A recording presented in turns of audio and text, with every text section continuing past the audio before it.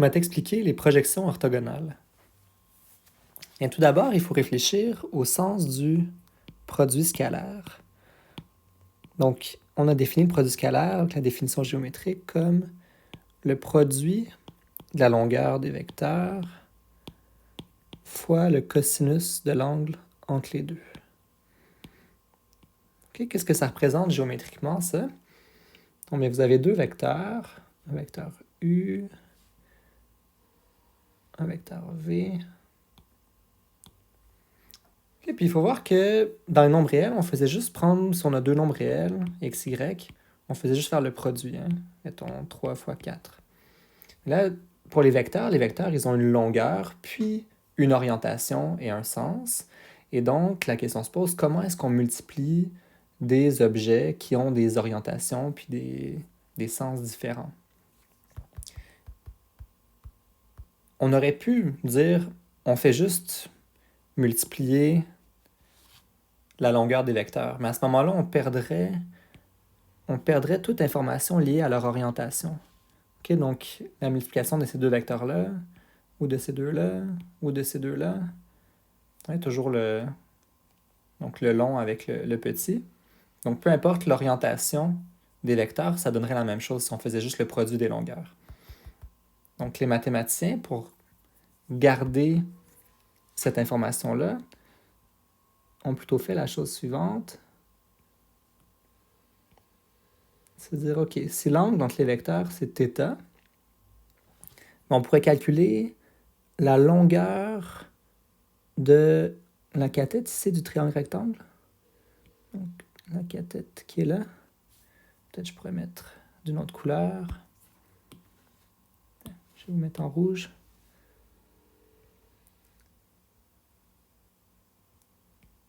Puis ça, en fait, ce vecteur-là, on appelle ça la projection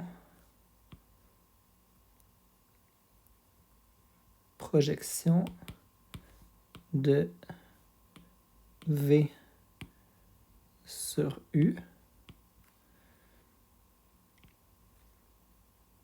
Puis on écrit ça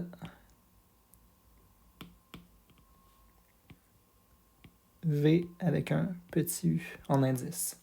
Okay, donc V avec un petit U en indice, ça va être la projection du vecteur V sur le vecteur U.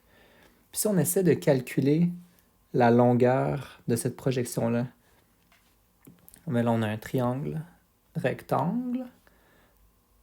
Ici, on a la longueur de V. Puis on cherche la longueur de la projection de V sur U. OK, mais vous êtes d'accord que... Hop.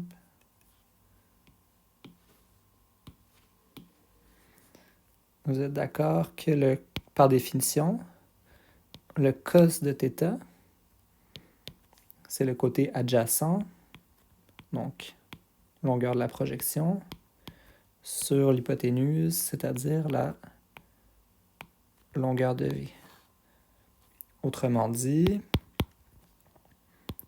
la longueur de la projection de V sur U, c'est la longueur de V fois le cos de l'angle. Puis là, si on retourne voir la définition en haut, longueur de V fois cos de l'angle, donc ça veut dire que ça, c'est la longueur de la projection de V sur U. Autrement dit, la définition de notre produit scalaire, géométriquement, ça correspond à faire la longueur de U fois la longueur de la projection de V sur U. Donc, c'est comme si le produit scalaire, c'était tout d'abord, on projette un des deux vecteurs sur l'autre, puis ensuite, on fait le produit des longueurs des vecteurs une fois qu'ils ont la même orientation ici. Okay, donc ça, c'est l'interprétation géométrique du produit scalaire. Et ensuite, il y a ce qu'on appelle la projection orthogonale. Vous avez vu ce que c'est. Hein? Donc, V sur U, c'est la projection orthogonale. Là, on a vu comment calculer la longueur de la projection. Mais si on veut carrément le vecteur projection, comme ici, il va falloir faire la chose suivante. Donc la projection de V sur U, donc c'est la longueur de la projection fois la direction U. Ouais, si on prend un vecteur unitaire dans la direction puis le sens du vecteur U, puis qu'on multiplie ça à la longueur de la projection, ça va nous donner le vecteur projection donc la projection de V sur U. Alors la longueur de la projection, on l'a déjà calculée, juste au-dessus, donc c'est la longueur de V fois le cos de l'angle fois le vecteur unitaire U. Mais là, la longueur de V fois le cosinus de l'angle, si on retourne à notre formule du produit scalaire, on peut aussi écrire ça comme U point V divisé par la longueur de U dans la direction U. Et donc, vous avez une formule comme ça. C'est pas la seule, mais c'est une façon de calculer la projection de V sur U. Donc, on fait notre produit scalaire de U et V, on divise par la norme de U, puis on multiplie par le vecteur unitaire U. Je vous fais un exemple.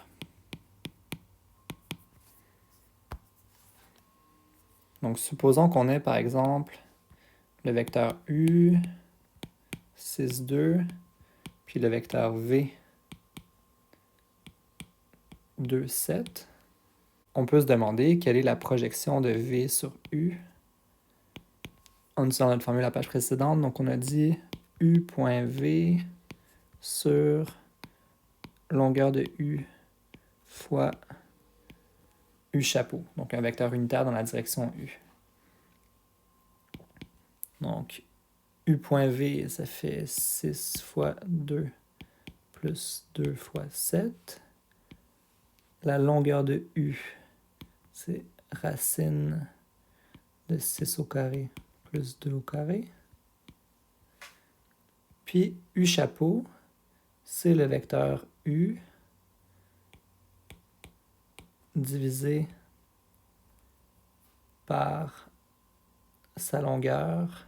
Donc encore une fois, racine de 6 au carré plus 2 au carré. Donc on peut réécrire ça comme ceci. Donc au numérateur, on a 6 fois 2, 12, plus 2 fois 7, 14, 12 plus 14, ça fait 26, sur... Ici, comme on a deux fois la même expression, puis qu'on les multiplie, la racine va disparaître. Il va rester 6 au carré, 36 plus 2 au carré, 4, 36 plus 4, 40.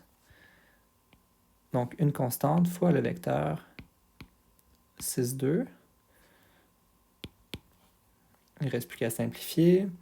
Donc si on divise par 2 en haut et en bas, on va avoir 13 vingtièmes. On peut sortir un 2 de notre vecteur, puis réécrire comme 3, 1.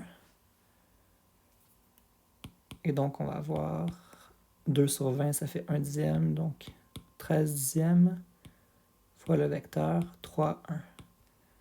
Et ça, c'est donc la projection de V sur U.